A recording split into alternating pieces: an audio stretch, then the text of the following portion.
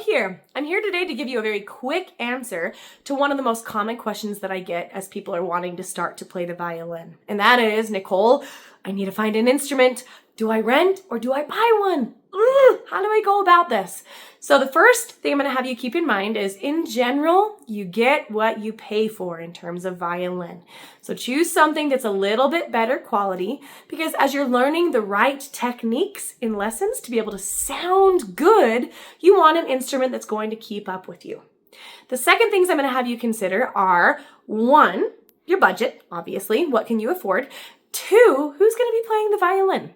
Let's start with that second point. Who's playing the violin?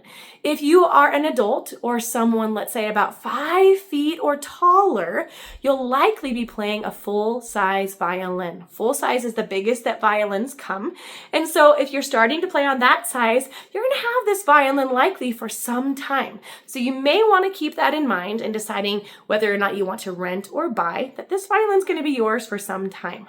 Now, if you're a younger person, you're going to gradually progress and move to bigger and bigger violins as you grow. So you may not want to choose a violin that's going to be yours forever, because guess what?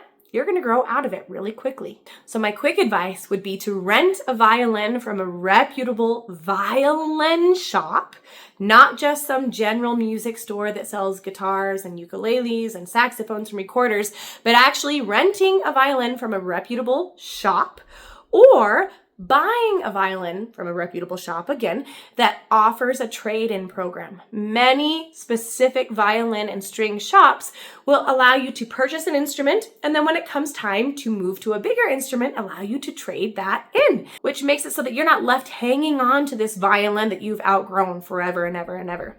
If you're an adult or someone who I mentioned is about 5 feet tall or higher, I would recommend purchasing a violin, if it's in your budget, that's a little bit nicer quality. Remember, that is a little bit higher up front cost, but in the long run, you're not paying rental costs, and you have this nice violin that's going to be sticking with you, that's a full size that you don't need to move up from in terms of size, and that gets to be your go-to violin that's going to help you to make a beautiful sound. As I mentioned, lots of people ask, where do I look for a violin? My biggest 2 pieces of advice are looking at a reputable shop and avoiding those that are not.